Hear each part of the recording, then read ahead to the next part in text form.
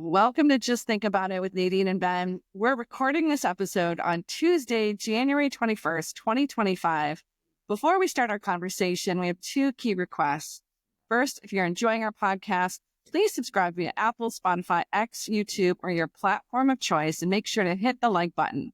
Second, we appreciate any kind notes and feedback and would appreciate you letting your friends know where to find us. Today is going to be so much fun. We are welcoming back our first repeat guest, Rupert Mitchell of Blind Squirrel Macro, as it shows up under his lovely face here. Rupert was a guest on our very first episode, and we couldn't be happier to have him back for our first episode of 2025. So kind of mark that two firsts here with Rupert to discuss the outlook. Actually, three firsts, right? There's first of 2025, first episode, ours, and first repeat guest. So that's a trifecta of fun here to discuss the outlook of what so far has been a crazy start to 2025. So I get to be a second type of small mammal. That's right. Girl. That's true. That's true. And so for those of you not familiar with Rupert, he's a former capital markets and derivatives leader at Goldman and Citi and Jefferies, who's worked across the globe with an excellent understanding of macro, especially Asia-Pac. In addition to capital markets, Rupert also worked in the auto space in China and has a great deal of experience doing business in China and India. So welcome back, Rupert. Thanks, Nadine. Hi, Ben. So, Rupert, it feels like an eternity since our first episode with you 7 months ago, and quite a bit has changed, except for the price of NVIDIA, which you referred to as the Highlander as we went back to the episode, and still sits, interestingly, at the similar price it did when we recorded our first podcast back in June. So before we delve into the markets in more detail, can we just start with the most obvious topic that's top of mind for many people in the markets today, which is DJT, Donald Trump, officially coming back into office yesterday. What are your thoughts on his impact and his administration's impact, I should say, and where do you differ relative to current market expectations on the impact of his policies? And thank you for putting that hat on. It really adds flavor to this podcast. I mean, it arrived just in time for Christmas, Nadine. Thank you. Thank you for my ATAI merch. And certainly, I feel sorry for the currency traders. Anyone trading MEX or CAD yesterday got whipsawed, and it was only day 0.5. Right. And we just need to brace ourselves for the take bombs over the next few months. Ultimately, do find the economic policy that's being floated and out of the incoming administration to be somewhat contradictory, frankly. Ultimately, the process of reindustrializing Middle America and a love of tariffs are somewhat consistent. I do think that ultimately breaking through all of this, most of the sort of common linkage in the economic policy requires a weaker dollar. And ultimately, notwithstanding some recent pain since the beginning of October, I'm definitely swinging the barrels towards a portfolio that has a sort of short dollar bias to it for the next 2 to 3 years. And we are going to get to that because I noticed that I don't want to do too much of a spoiler alert here, but the names in your ETF portfolio. So for those of you wondering how Rupert's playing it for clients, we are going to delve into that. So it's interesting that you're connecting the dots there to the new administration, a weaker dollar eventually. And what's your time frame on that? Because I notice you have that now. Do you expect that to be a near-term change? Or do you think that you're going to see this strong dollar continue for a while, as whether based on headlines or other reasons, before you see the benefit of some of the positions that you have on? Well, I think it gets very tough for the dollar to turn while we've got all of the confusion and large numbers around tariffs. And ultimately, it's going to be a matter of weeks and possibly months until we see a clear direction of travel. I mean, and we can talk about the portfolio later, but I do have a hedge on for that very eventuality in terms of near-term headwinds for other currencies. Okay. What do you think it is? Because I feel like that's what everybody's trying to decide right now. Like, there's a decent amount of people who are showing the analog of the first minute time when he came in, and then calling for the weak dollar. Now, yesterday we got the tariff slowdown, although I would argue that was just a short cover. FX guys are very levered, and it just needed more. It reminded me actually of like 2014-15 when the ECB and the euro was sitting at 104, and they just didn't give enough, and it went 104 to 109 in that day. And so where do you think we are? Is the sixth inning, seventh inning, ninth inning? Where's your view on that?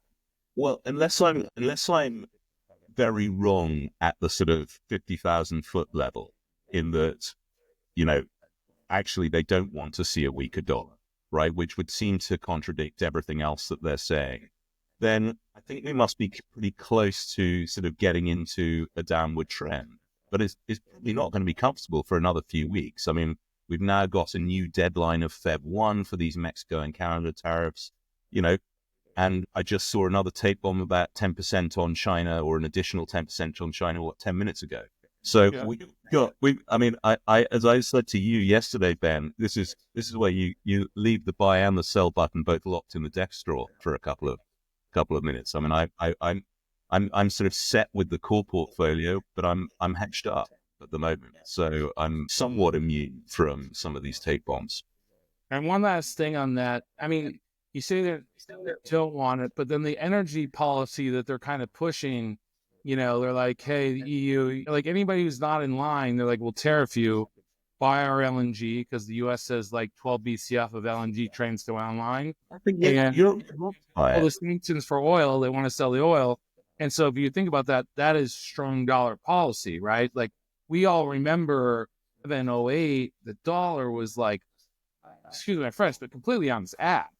And we were only producing 6-7 million barrels a day, and that gas was not, there was no, like, it was a nothing burger for us then.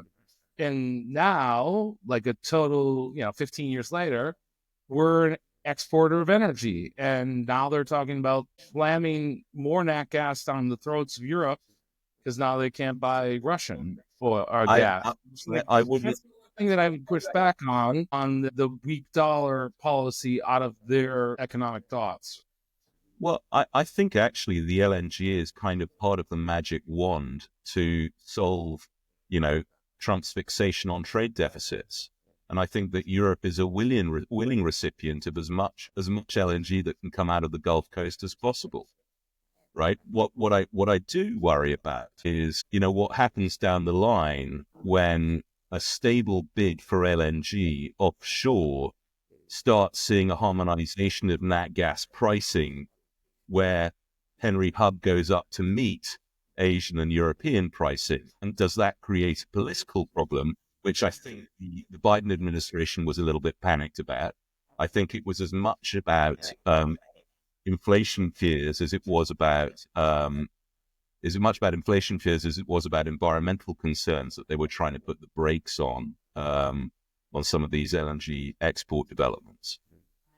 Yeah, and just to cap it off, like I had a discussion over the weekend with a power net gas trader, and he argued to me that basically with all the trains coming online in Qatar, and then all the trains coming online in the U.S., the LNG supply growth in the next, call it 18, like through 2027, it's about 40%.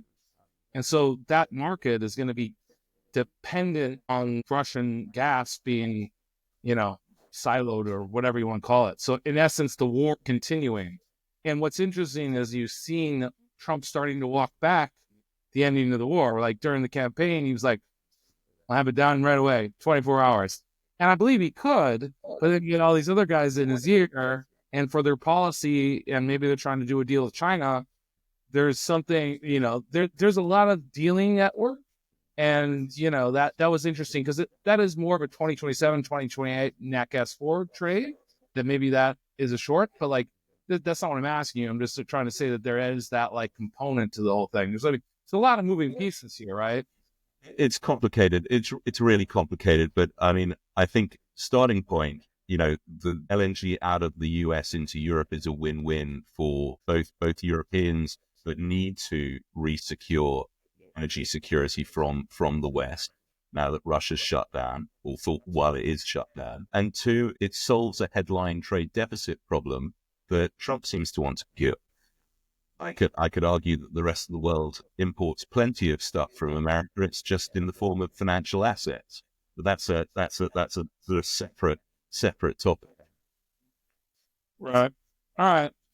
Let's move on. Let's go. You recently came out with this appropriate name for the Squirrel, the BUSHY Portfolio, which is kind of look, I understand this. You're writing your thoughts, people consume them, and there's an inherent latency of that communication process, right? And that's why if you're a great trader, it's just tough to tell other people what you're doing.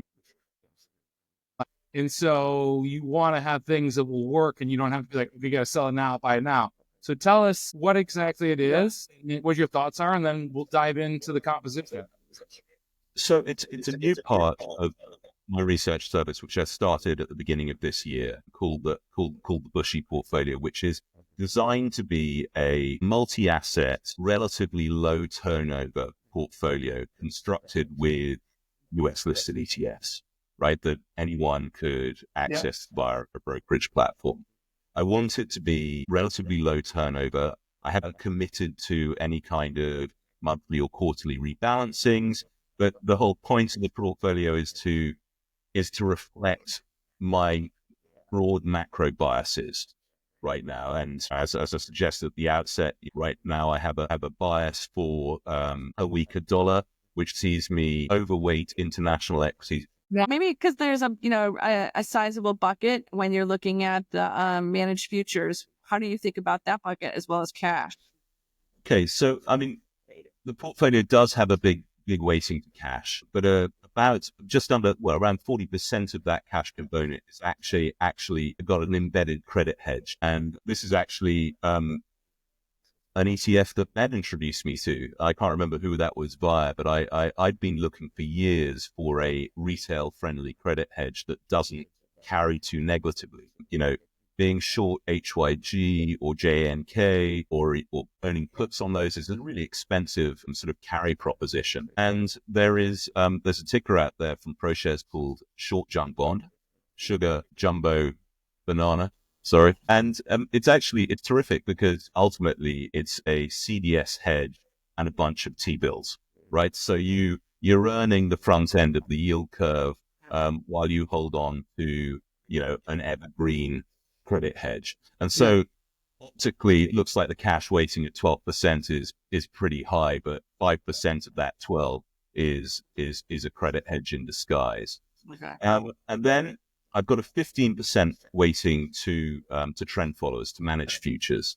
Now, at a headline level, that's because this portfolio owns very little fixed income, right? I'm not a fan of longer dated treasuries.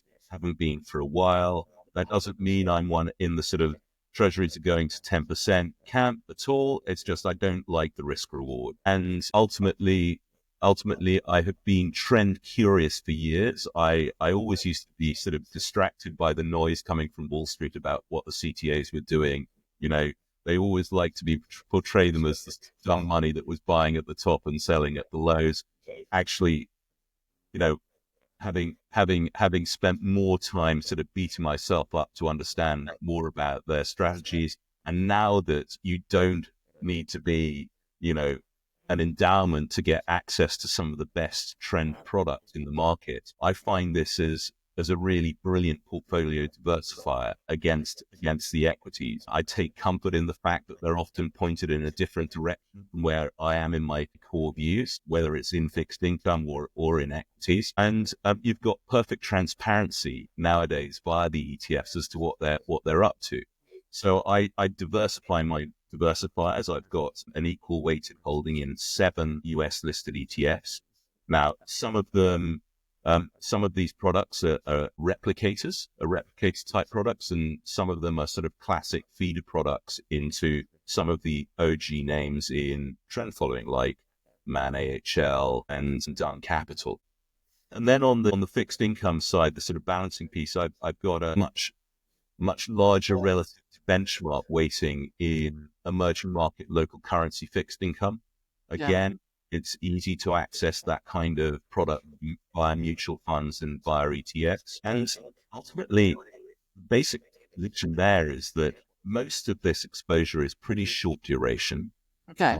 It's obviously high real yields Mhm. in currencies that I do expect to probably than they have done in the past 3 to 4 months, Right. as we look at into 25. And let's face it, emerging market central bankers have been managing inflation a lot longer than their Western counterparts, and they're pretty good at it, and pretty disciplined about keeping those real rates positive. And so I feel good about that. But you need, for those, sorry to interrupt, do you need the dollar to weaken for those to really work for you? Or do you think no, because of the nature of the portfolios within the ETFs, you're good to go without that element? Weaker dollar helps, right? Because it's denominated in EM currencies, but ultimately the real rate support is there. Okay. And I'm not as Ben knows. I don't have any massively strong love for carry trading as a general rule, but I don't like the sort of the short vol dynamics of carry trading, and I'm not a jumbo pension fund. So fixed income, local currency fixed income is a little bit of a carry trade in disguise. Uh-huh. You had a nice day today, actually. I saw that today and I thought of you. We talked about that on your first, or Larry liked it. I think it was Larry McDonald who liked it, and you're like, I like it also. And then, Dean manages the international pension money, and like all you guys are like, oh, I love it. I had a nice day today. I mean, so basically when I look at your portfolio here, it's like you're forecasting a trend break in essence, right? If we think about, like, let's just take a step back. What has been the trend for the last, since the GFC in reality, but really post the 14-15, strong dollar and the U.S. By every goddamn dip in U.S. large cap equities, right? Yes. The U.S. has been sucking capital, and then post-COVID, they ran these enormous deficits, and they actually were the ones who could handle the debt load that came on, which is why I would argue right now, everyone's dealing with the COVID refinancing right now, right? Like that was all time in terms of notional dollars or nominal dollars, but like percentage is only comparable like Civil War, World War II, like some of these events like in history. Whoever the weaker player is, to our buddy David Dredge, who likes to talk about the Hunger Games. Yeah. Sir Hughes, just forwards, like those are the guys getting weaker. But now we're here, and what's to say this can't keep going? That's where I come out at is like I'm with you. There's going to be a point where we're going to turn, but I always throughout my career shorted stocks too early, or as long stocks too early. So it's like smart people who not thinking about the sequential system dynamics are always just a little early. So like, do you think about that, or you think, hey, I'm looking out 2 years, 3 years? I absolutely think about that, and early is wrong. And okay, so let's start why I think that the trend, frankly, for the life of most investors in the market is set to change. I think, firstly, from a sort of classic theoretical standpoint, you are no longer paid a risk premium in US equities, right? And ultimately, that can't be sustainable for too long. Next point is there's an awful lot of foreign capital camping out in that trade. And I think that capital gets flighty very quickly as soon as it stops working, right? Because there is risk premium being paid in European equities, in emerging market equities, in Japanese equities. And ultimately, fiduciaries need to go where they can harvest the risk premium, ultimately.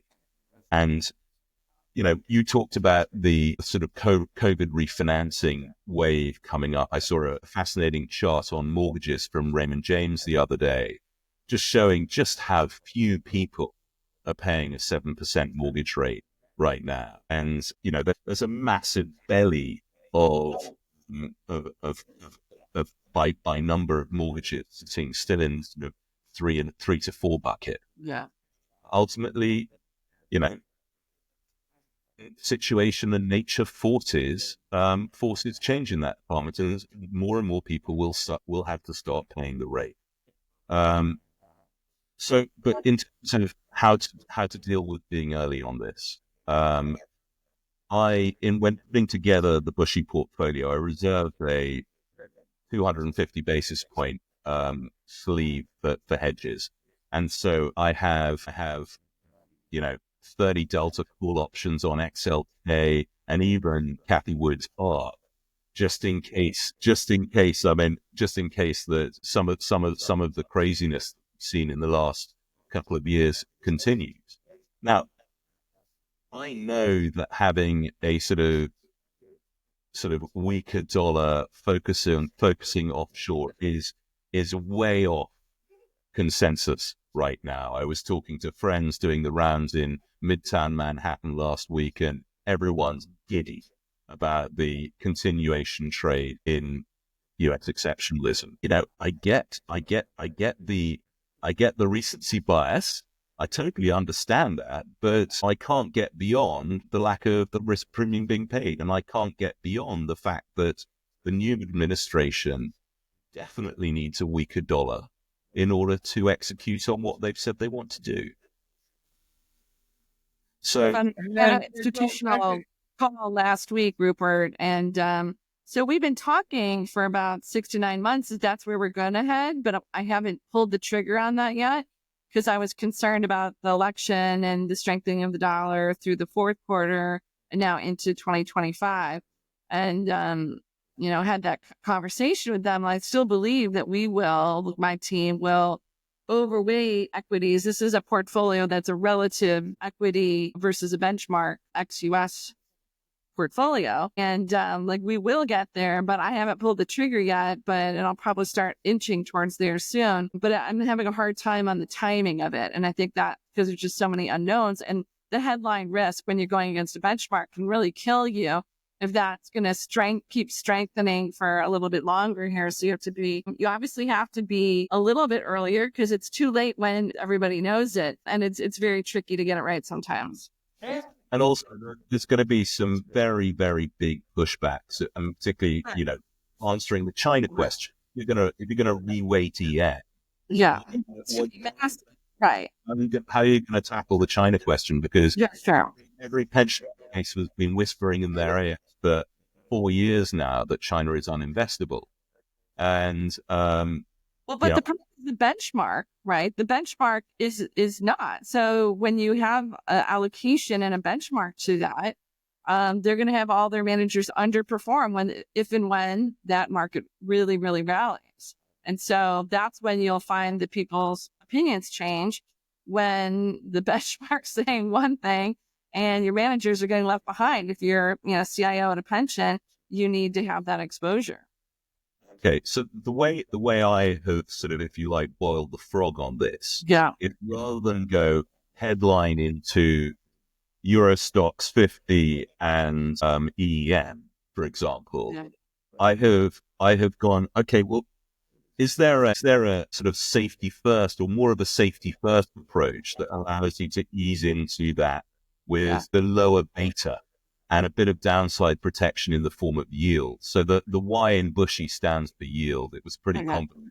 Yeah. I saw that on there that you're getting yield. So I've got 12% of BUSHY allocated to what I call international yield, right? And that's through 2 ETFs, which are not massive, but there's several $100 million of AUM. One is the iShares DVYE, which is the emerging market dividend income fund, and another one which DTH is basically EFA equivalent. Right. And how did you pick those? Ultimately, I'm an ETF nerd. I love to tear the hood off these things and really dig to where they're allocated on a geographical, on an industry basis. But the common trait of all of these, I mean, on the E side, you're looking at single digit Ps and in many cases digit dividend yields. Okay. And is there like big weighting in sectors to financials and other areas that tend to show up, or what are you seeing in these Not as, not as, not as terrifying as you might imagine, actually. I was just wondering, sometimes you get under the hood and you're like, whoa, I'm owning the global banking sector in EM. You're not actually. I think there's like a 30 in DVYE. There's like and actually both of them. There's about a 30% weighting to financials. Okay. That's not alarming to my mind. I mean, you even got weird things. I mean, if we do ever see some kind of rapprochement with Russia, DVI is sitting on $30 million worth of Russian equities written down to zero currently in the S&P. That's a 5% pickup. That'd be a good day in the office if that happens. Right. And then the balance of the international equity is really through sort of regional and sort of there's a great product called EMQQ, which is like the QQQ of emerging markets. Now it's got all of the big BAT names in it. It's in plenty of size, but you're slightly diversified with the Latin American names and the Asian names to get you there. So, I mean, it's another way, if you like, of easing people into their EM, and by implication, China. Really? Tech is easing in? All right. I would think that that's a little more high octane there, Rupert. It's very different. It's very different from loading up on 30 Delta calls in Alibaba. But sure. Rupert, what about India? On the first pod we were on, you gave us your pitch about you were short India. We've shorted India recently, and just via the ETF. And I've owned some ETF or some Indian rupee volatility. Like, seems like it's starting to work. I'm short. Obviously, the Bushy is a long only product, but I'm in my separate Acorn book. We're short INDA as well. Now, I confess, first started sort of salivating at a long China, short India trade way too early in the summer of 23. I got stopped out of that pretty quickly. I was reticent about getting back into the India short until I saw signs of the currency warping during the course of last summer, and then that was the get-go. Because one of the chief reasons is that the rupee's been a serial devaluer over the years, and ultimately, while China's been offside, and I don't want to repeat the thesis that we went through last summer, but while China's been offside, every manager has just been massively overweight in India. Now, this has been egged on by a red-hot retail drive in India. I mean, there's a whole new generation of Indian retail and equity investors who have never seen a drawdown. And I think they're just about beginning to feel one. In the course of my banking career, I did plenty of work in India, and I think that the headline demographics and the next China pitch is so labored, and it's been around for so long. Stepping back from it, it's overcrowded and overvalued, and ultimately, they appear to be, in terms of the private markets and there's a very hot IPO market going on there. They're repeating some of the worst excesses of Nadine's neighbors over in California. Putting my phone up. I'm trying to look up this EMQQ, and Bloomberg kicked me out of my little. Exactly.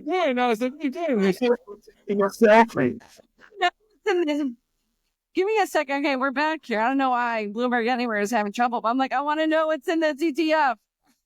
Yeah, I'm going to get Mercado Libre, TSMC. Like, what else? Is it Tencent, Baba? What is it? C Limited? What do you got?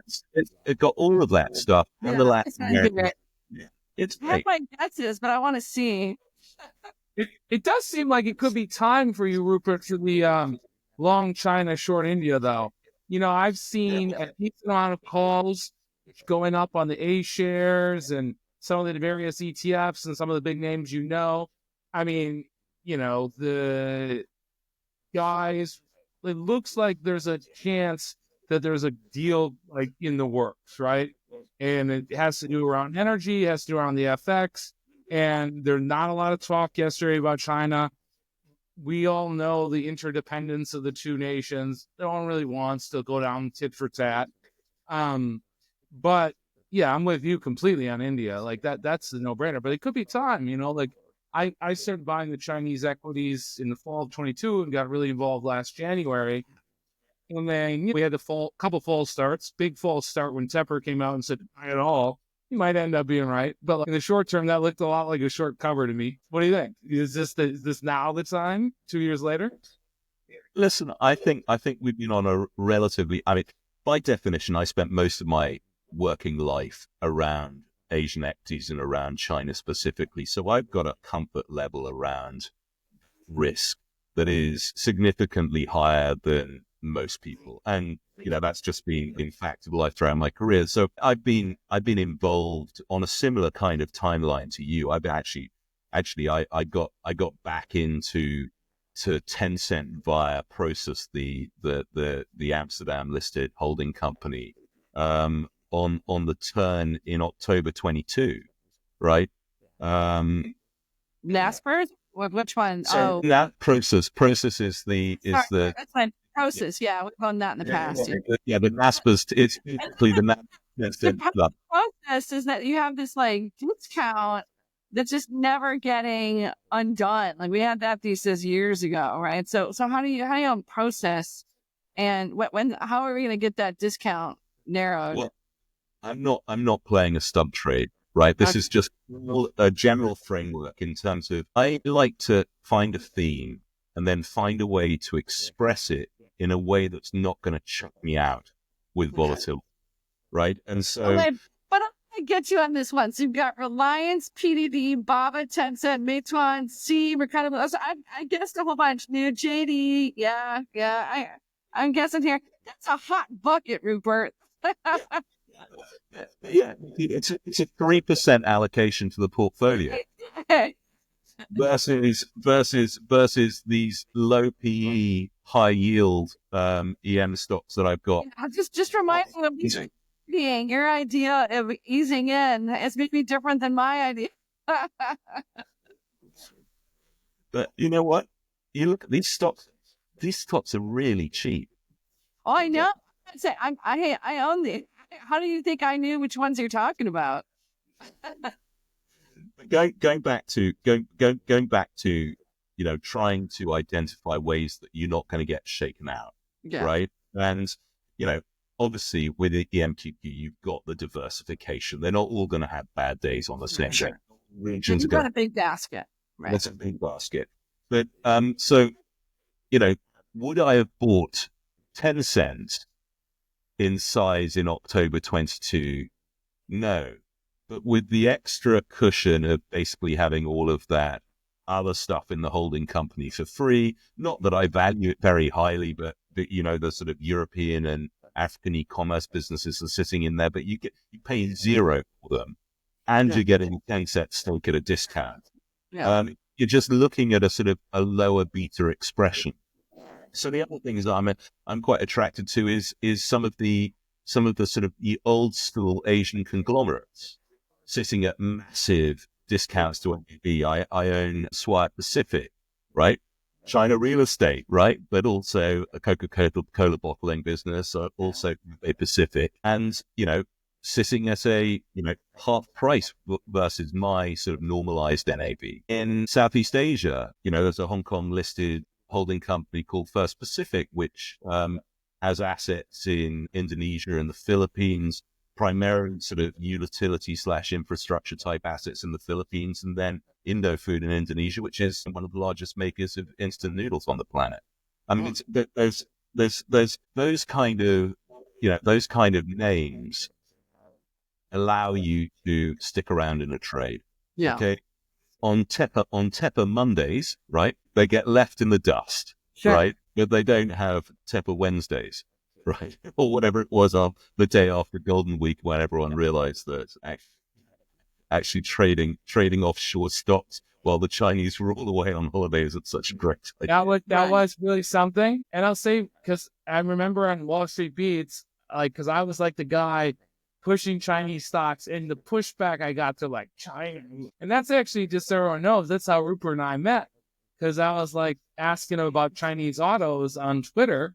And he's like, oh, let's do a call. And then we hit it off. Like, BYD and then Xiaomi, I just punted the ones that all the Americans knew, Baba and Tencent and BYD and all those. And you know what? Xiaomi looks like this. Like, it has taken no breaks, and it is at the high, despite the Chinese. Like, even BYD is not with Xiaomi. Yeah. Be really careful about sticking your arm out like that these days. See, that's whatever. We're not getting into that. Thank you, friend. Yeah. But I mean, just a real quick comment on the Chinese autos, and then we'll move on.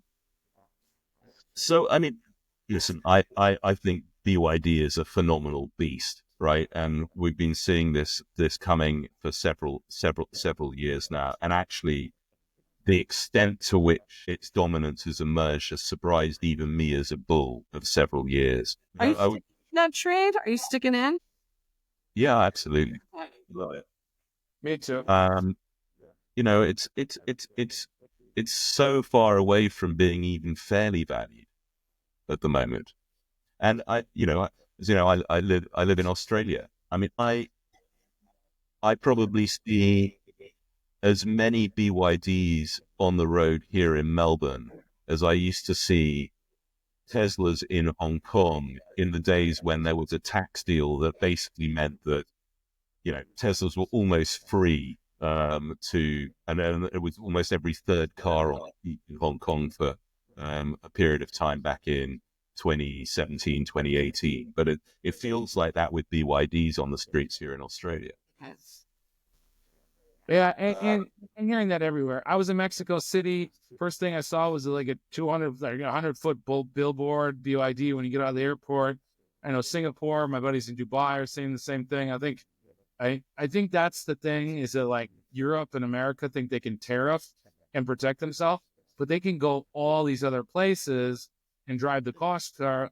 It just seems like, Elon said it on one of the conference calls a quarter or two ago. He's like, look, those guys are going to wipe the tracks with you, unless you or something.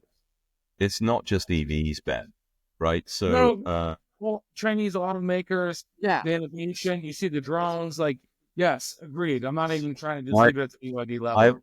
I got onto the what are they called when you sort of design your model online? What are they called? The replicators? Not that, I can't remember. Where you can as a retail punter, you can check the box for your options and see a sort of a CGI generated image of what your car will look like. I did that with the BYD hybrid pickup truck, right? So having all of the features, the sort of, the roof over the pickup big at the back, it was $48,000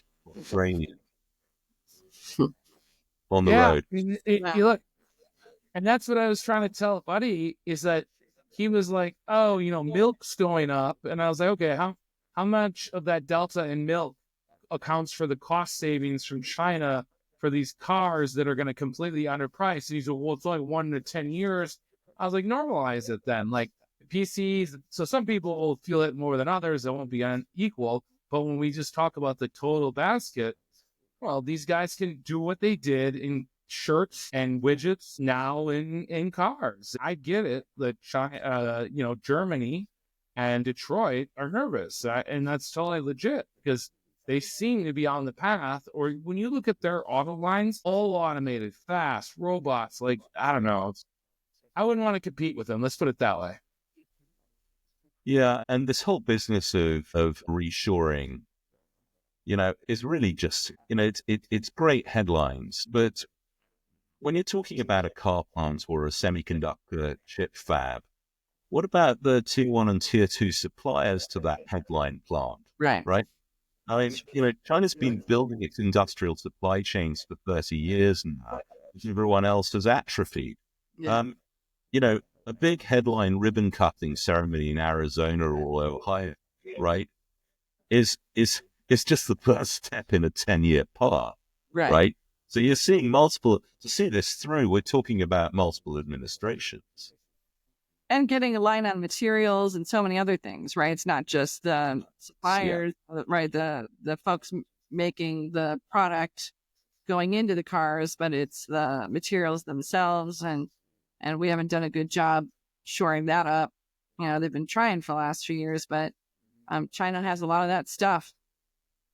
I mean, maybe that's why the Trump administration was ending the EV mandate, because they're like, hey, we have a a sustainable cost disadvantage versus the guys who are all the materials. Like Saudi Arabia is the material. Saudi Arabia, I mean, China is the Saudi Arabia of those materials needed for EVs, for batteries and stuff. And so maybe that's what they're trying to do. I don't know, but I just think immigration, you would have more workers because then you'd have maybe cheaper labor to do it. They're kind of, I think, what Rupert's pointing out, like the yin and yang of some of these policies, which can be more challenging, right? Or contradictory. Well, ultimately, what happens is that it half happens. Yeah, right? It kind of does. And that process of duplication of supply chains, I don't know how that can't be inflationary. Right. But, you know, the politicians have got to give it a go, right? Because that is very clear where the mandate is. Yeah. So what happens to credit spreads? I mean, is your view that inflation's coming up here in the near term, or is this more intermediate term? Are rates rising? Are they going down? What do you have to bet on that, or what's your take? So, I mean, I don't have a big bet long or short in bonds. Obviously, through the trend guys, they're mainly short bonds. I'm that, right? And I think, you know, I don't think it's going to be an unshoppy trend for them. On credit specifically, you know, ultimately, the piece that I wrote introducing this SJB product was called "I'm Axed at Zero," right? And ultimately, when you're given so little compensation to be long sub investment grade credit risk, I mean, you're almost flat to treasuries right now. What are you doing? What are you doing? Have you thought this through? Yeah, exactly. I mean, you're only buying credit here because you have to, right? And you're not being compensated. You don't understand it, right? A lot of people get these high portfolios from their wealth managers and they think they're getting a good yield, but they don't understand the dynamics of what it is. Well, I think it's a legacy, Nadine, from, you know, 2 decades of going anywhere for a yield pickup, right? And when you're being compensated at nearly 5% at the front end of the curve, why try and harvest? 100%. Yeah. You're already talking to 2 people who are doing that, right? As you know, we're launching a product that's more like actually similar assets to the SJB, and it's levered, so we get a little more juice in that beast. But it's private, obviously. But like we've talked about it at length, it's just like credit spreads are near the 07 and the pre.com. We're just at like the lows, so it's a massively asymmetric trade.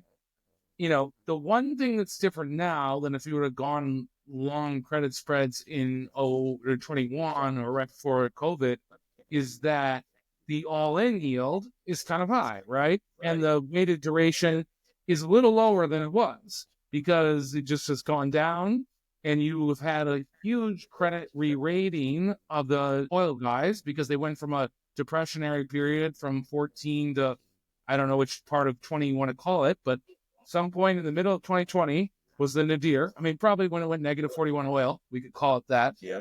And, it's printing cash since then, especially in 22. So there's not as much supply there. Plus the CLO guys have taken some share, and then the private credit guys kind of are a little bit up there, so they take some. So like a high yield manager argued to me, he's like credit adjusted, it's a little better than it was. And I have no problem with that. And that credit manager literally has to buy every new issue, right? 100%. They don't have to do it. I'm reading stories that the high yield DCM desk, high yield syndicates are sort of every single deal is 5 times covered at the moment. right? It's a great And job. You just like give it a call. All right, you're in, you're done. yeah, you're in. You're not Yeah, even looking at it. They're just like, yeah, man. And that's exactly what I want to short. That's why we created the product, which is, hey, provides you insurance because we don't know when this is going to end, but everyone can look at no negative. So I actually put it on Twitter and Substack today. Negative 1% risk premium, free cash flow minus the 10-year yield in U.S. equities. We're just talking about credit spreads are at the bottom 10 percentile, depending on what day it is. Where high yields at 295 to 325 range for a bit here. And IG's at 48. European IG's at like top there. You never know. Given they could break up, it's down there, which is amazing. And so, it's just like if you want to be paid well, if you don't have to do the timing. And I think that's what this trade is, right? Like if I'm going to buy 1 month or 2 month S&P puts, I need it to work then. And even here at a 15 ball, 16 ball, it's okay, but it's not that great. generational opportunity. You can bet. There's things out there that if you want craziness, like just buying the S&P puts is not your game. Buying the BXX is not your game. The SGB might be one of the better products you can do as a retail guy. So I appreciate you. I think so. I think so. And the way I look at it is I look at it as part of the cash allocation. Because as we all know, in the event of something getting unglued in credit markets, the central bankers are going to fix that almost the same week, right? So you're going to be selling that SJB to the ducks who are going to be quacking frantically at that point in time, and then you're left with best option times of panic, US dollar cash, right? And so I'm happy for that to sit there, paying a little bit of a tax in terms of a slightly inferior yield versus bills, and waiting for the event. So what? All right. So Rupert, when I'm looking at the Bushy portfolio. We talked a little bit how you don't like bonds. Apparently, no one likes bonds these days. It's the redheaded stepchild of the financial markets. Just put the gold divided by TLT ratio up. It's just like straight up and to the right. But short term, you do like the short term futures, as do I. Tell our listeners, what the logic is there and what you're thinking about that. It's really a positioning call. We've had this crazy 12 months of everyone coming into last year, recession certainty, multiple cuts priced, and we've just gone too far the other way now. And I just like the risk reward of, December 3 months SOFR. I've got a mixture of, well, actually against Bushy, I've got a sort of call option against the December SOFR futures. And I own the futures outright myself. Just too few cuts priced in. I think it's inevitable that we're going to have some kind of bump in the road. Now, I'm not making a massive recession call here, but there's just too much complacency the other way. Yeah, and I mean, it's just one of those things where the dollar is so strong that it could just force the Fed to have to cut. And so, one of the logic that I use was that if they do tariffs, that's essentially a rate hike. And so it can allow for cuts, and then you say just a neutral dollar to where you were, right? So the tariffs have been priced in, some very arguably, since, the odds of Trump winning to then Trump winning. And so I don't know exactly it's tough to. I think that's an elegant mental model, Ben. I do. I think that they'll say to their blue in the face that they're looking through anything that's going along. They've got to, right? It's a key input to financial conditions. And there's a paper in like 18 or 19 where they discuss this, where they're looking through, but are you really going to look through? I mean, it's the two ways, right? You look through because prices start to get pushed on to the consumer. But, when we had Michael DeClercq on here to talk about China, what his view about China is that, and I know, just so the listeners know, Rupert and I have a bet on the price of CNH, but he was saying they devalue and then they would subsidize a little bit. So then it would be almost neutral to the U.S. guys, in essence. So that would be a case where it'd be strong dollar, and it would be not as much inflationary. So, if it's, that would give some rope to the Fed to be able to do that. But I just think that if there's any seriousness on cutting the deficits, that will be what causes a recession. If there's any seriousness to a rollover in asset prices, that can cause a recession. And in either one of those cases, you win. I don't see them going on a rate hiking campaign. I think that's what the long end will do for them. So either we have that's beyond their control, right? They control up to 2s, and that's it. Yeah. So you could see a bear steepener if they do nothing and we get inflation, or you could see. That's going back. I know we talked about it a little bit earlier, but that's why I just hate the risk reward of long duration fixed income. I think you can lose both ways. Which is weird because now with an equity market risk premium that's negative, so free cash flow yield minus the 10-year is negative, what the hell are going on with equities? I mean, people have lost their mind. This is what happened in the late 90s as well, where you just had right? Everyone's giddy, right? Everyone's giddy. It's always when everyone's giddy that it goes wrong. Yeah. I'm not short, right? In fact, I've hedged my underweight to the Mag 7s, right? I don't want another year of being left behind by them, but I think there are quite a lot of people like me. How did you hedge it?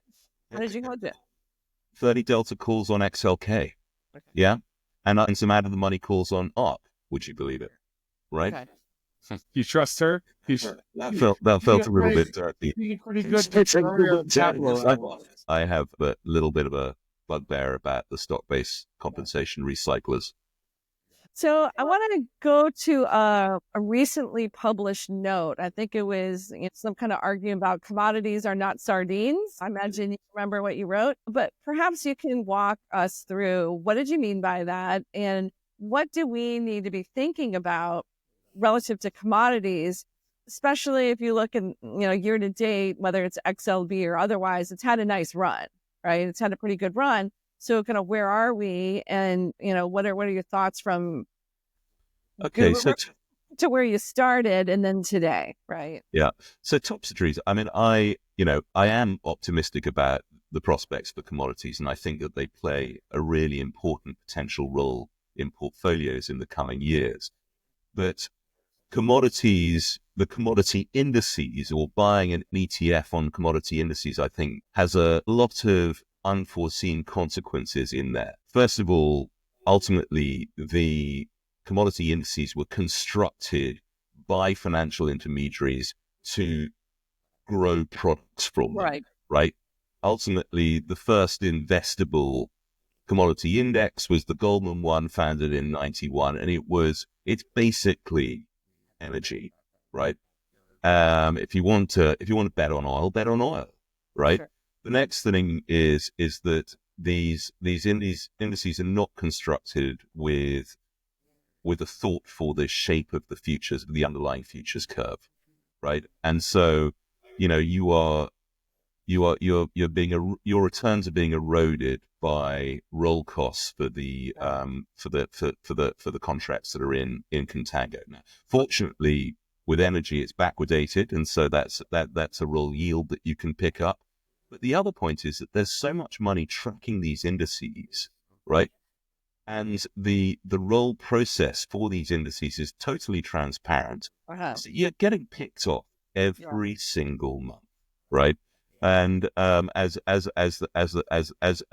of these products roll forward into the new contract, they're giving away returns to the arbitrageurs. You have them in your ETF portfolio. So how do you? Well, I have CTAs. Well, ETFs over CTAs in my portfolio. They're not benchmarked to the indices. They can be long and short. Okay. And ultimately, I get plenty of commodity exposure through those CTAs. And these are I mean, the ETFs available now can give retail investors access to the original gangsters of the CTA world, like Dunn Capital and Man AHL. And they've been backtesting their models for 50 or for 40 years right now. So my little Excel spreadsheet's not going to outthink them, to my mind. So I've outsourced what if you think in style factors, I've outsourced the momentum factor Okay. to the CTAs. Yeah. I, not within Bushy, but within my other, I'm very happy to do mean reversion trades in commodities where I see them, and there I'll have a 50% win rate at best, like everyone else on those mean reversion trades. And I always said I'm not really wealthy enough for carry, right? And I don't like the profile of being short volatility very much. Okay. So otherwise, I've got exposure to commodities through the producers, the processors, and the traders, whether that's the likes of ADM and Bungay sitting within the MOO ETF, or on the oil side. You like Okay. you like the eggs for a little while. They're starting to perk up here on like Yeah, potential finally, deal that the Chinese can buy. even a stock clock and all that. I mean, I've been wrong on the grains for 2 years. It does look like they're picking up. The first stocks have really picked up in recent weeks. I do think that we're entering a period of extreme weather volatility. There are Just 25 like Florida, there's 8 inches of snow in northern Florida right now. But that's Seriously, that's their call, though. Is that the call that weather volatility, call it supply disruption, prices will go up, or what is the thesis here on that? you make money in commodities when there's a supply demand mismatch at the front of the curve, right? And the probability of that happening increases with weather volatility, which we're clearly seeing, and with geopolitical volatility. So do you take a basket approach, or you don't have to give exact positions to people, but do you take a basket approach because you don't know if it's going to be cocoa or soybeans or whatever it's going to be, or how do you deal with that because you're not forecasting where the weather problems are going to be? No, I mean, ultimately, at the moment I've got positions in wheat and in corn. I don't have any positions in the softs right now. I did have a position in cocoa, but sold it way too early last year. But this is discretionary views on individual commodities, right? And there may or may not be a weather angle, at the time. Friends don't let friends trade the weather, but we can't resist it from time to time. And I always giggle, particularly in the sort of natural gas complex. I always giggle, the moment you see maps of North America with blue and purple on them, it's too late to trade natty. Right. It's already seen that 3 weeks. Got it. Yeah, sure. You are exit liquidity if you were buying it at that point in time. But I think that I think that the longer term story around, natural gas and LNG in particular is really interesting. And are you anywhere in particular internationally, or are you focused more US, or how are you playing material? Like, obviously some of the materials are just the materials themselves, but are you looking at names, or how are you thinking about, like, are you looking at companies that might benefit from that, or is it really about the commodity itself? No, both. Ultimately there are some, particularly when you think about commodity traders, there are some interesting businesses out in Asia. Sure. Business like Wilmar, for example, that are well worth having a look. Which we had it was sucking wind for so long. Oh, that was a painful I don't know if I don't know how long you've been in there, but yeah. I don't own it. I don't own it currently, but I just own the big ones, and we're waiting for this Viterra merger to finally close and clear on Bungie. I think if those merchants of grain can't make money in the kind of environment I see over the next few years, I'd be really surprised. Okay. One thing I'd say that last week I talked to a power trader. There is something going on with the dynamic of the war ending, which I saw some Trump wants the war to end. Zelensky's talking about maybe the war end. The amount of LNG supply coming online out of Qatar in the U.S. in the next 3 years, about 40 to 50% increase. So everyone's looking at it from the bull side of it. But if that Russian gas comes back online, this power trader was arguing that the 2028 forwards are a massive short. Like, there could be a serious oversupply situation. So something to push back, because I know there seems to be a lot of nat gas tourist bulls all of a sudden. I'm part of that tourist trade. I think that who knows, right? I can't believe that we're going to see this Russian natural gas back on the market that quickly. I do believe, and we talked about this a bit earlier, that US LNG is the key to sort of balancing the Europe US trade deficit in an elegant sort of bow with a ribbon tied on it kind of solution for Trump. And I mean, that makes me pretty optimistic. Ultimately, if that does mean more expensive power prices in the US, that's the next problem to contend with. Right. That we talked about your idea of the European defense guys. Trump's talking about leaving NATO if those boys don't up their spending. Do you think that those trades could start working for you? I own a basket.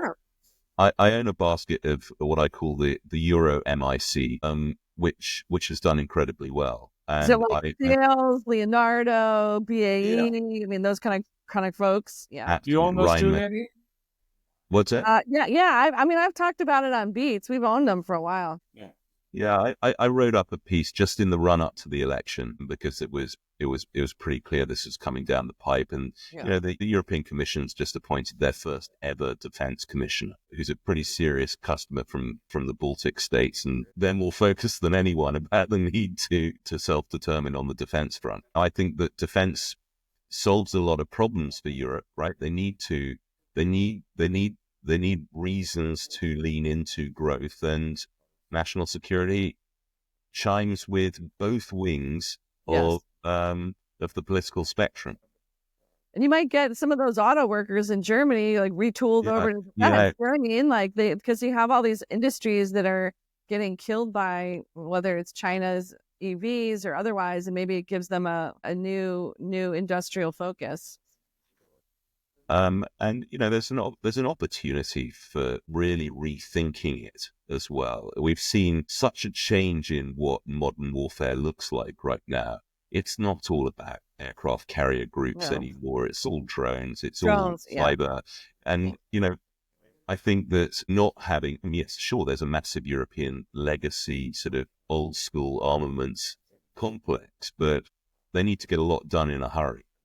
Who's doing the tech over there outside of like the hardware names? The ones I named too have software, but are there any ones that are more purely software based that you like that you'd be willing to talk about? Or is there anybody interesting over there? Nothing that's pure software. I'll happily share the basket. It's about 12 names. Yeah, I don't know. I have like an Israeli one, but I don't have any over in kind of the big Eurozone. Well, I mean, so a lot of that sort of that tech side is within things like Thales, right, and Airbus, sure, and on all of them, and Leonardo as well. Yeah. All right. And, you recently published a note on the breakdown in the dispersion trade. Maybe you could talk about the thesis behind that and the trade structure. Okay. Well, I first started on this about this time last year. It's become one of the most popular pod shop strategies, right? Which is the dispersion trade. So basically, long single stock vol, short index vol. And you've seen correlations to historical lows. Even after the recent bumpiness, implied vol is still really on slow. Yeah. Now you can get yourself excited about owning VIX futures or outright vol products, but it's been a pretty painful negative carry for a long period of time. So what do you do? Yeah. What do you do? So I just own SPY straddles. So I roll at the money straddles out about 6 weeks, and for most of last year that carried positively. Okay. And then I had a big payoff in August when there was that mini melt in the bull complex. It was all over within 24 hours. Yeah. And then I stayed out of it for a while, but actually correlations in the vol collapsed back so quickly that I ran it up until about a few weeks ahead of the election. Okay. And then I started again, early this year. Okay. And Are what you're talking about, the pod shops being, short vol, is that what you consider to be, one of the bigger risks to equity markets? Is it, if the dollar continues to soften, is it random events coming from the administration or otherwise? When you're looking at 2025 in terms of surprises or big plays, where would you put, the pod shop short vol versus other things that you're looking at?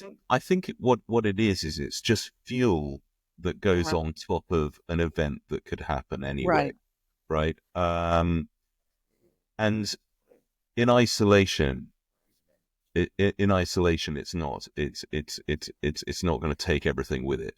But it is very crowded, and it's a lot more crowded than people discuss. And having constant skin in the game is what I like about this, because it allows me. I don't really trade directional short term, but if I'm constantly making every 3 to 4 weeks a decision about, well, is my put or is my call going to be in the money, right? It allows me to sort of take the temperature of where I'm feeling short term on risk as well, while at the same time having a kind of long vol position that isn't costing me very much. Right. And how do you basket that in terms of the costs that you're willing to bear for that? Maybe talk people through how you think about sizing that, or in terms of cost relative to your portfolio. It's really difficult. It's part of a mix of, it's like the credit hedge I've got. It's like an idiosyncratic piece of what you're doing, and it's and some roles I'm smaller than others, some roles I'm bigger than others. It really depends about how I'm feeling overall with a risk hat, because it's not a static position. And when you're buying vol, like, you got to remember that, like, the people who buy vol systematically don't do very well, right? Like, you have to buy vol intelligently. Either you time it and you buy it when it's cheap and you can see some way that it will unwind, or you buy cheap vol across different asset classes, because there is always some cheap vol. Problem with so many people is they only think about U.S. equity vol as like the only vol that there is out there. Now, this is one of those, but you got to be like, I mean, I do have some framework in that I don't like getting my strikes too far away from money, because I always want my Vega to be maximized at any given time. So I can't let the market run away from me too far. If I get more than 2% away from spot, I'm going to roll. Okay. Yeah. All right. Well, that sounds good. I mean, look, that worked quite well in July, right? Like in July, you had that unwind. Well, you had a vol event after the Fed. There's a gamma buildup right now that's pretty large. And that. Just look at the S&P. What's going on. When it just trades like this little bit like this, that's what's going on. It's just vol selling pigs, and they're just making their coins in front of the train. You know what I mean? They're picking up their it's I mean, because I sleep through most of the market, right? I just pick up on the tail end, and it's so funny how you start diving into a few chat groups, and you can see, at 10 o'clock, 11 o'clock in the morning Eastern time, people going, "Oh, something big's happening." And see here by the clock, it's the vol sellers come back in. Yeah, it's true. That I kind of wake up as that sort of expectation that nothing big is going to happen comes in. Okay. Right.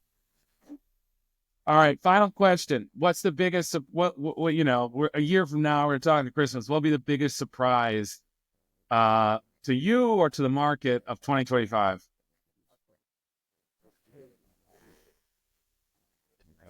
Do you know what? Certainty is so dangerous. I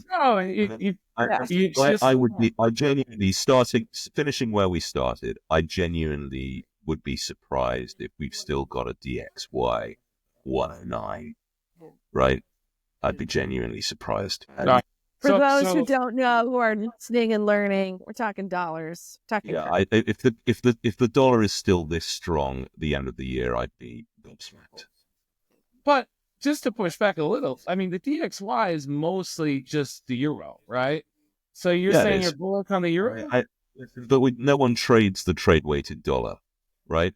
This is the one on everyone's page. Actually, relative to history, it's not super high, but I think it needs to take a trip to double digits. Well, the BOJ this week, they're going to hike. You know, the yen might start doing its part there. Right. You know, we'll see how it happens. I said that weaker dollar, you've got a product that's putting your mouth where your money is. Money where the mouth. Yeah. You guys know what I mean. I was listening at least. I was listening where at least. Anyway, so thanks for coming on, Rupert. Tell our listeners where they can find you and what goes on at the Blind Squirrel. So, really easy, blindsquirrelmacro.com. I have a weekly letter and a podcast. Both of those are free. I guess that amounts to about 40% of my content, and then the rest is behind a paywall, where I also have a members Discord server, which is pretty active, and I'm in there all day. What kind of stuff I do the socials. I do the socials a bit. I'm on both Twitter and Blue Sky, at Squirrel Macro on Twitter and at Blind Squirrel on the blue one. Awesome. Well, thank you so much. It's always a pleasure. And you're our trifecta of first. So we'll close with the first note that we had. So thank you so much, Rupert. We're going to have you back. You'll probably be the third person as well. So. Yeah, I'll keep you going. I'll wait. Thanks, guys. Thanks.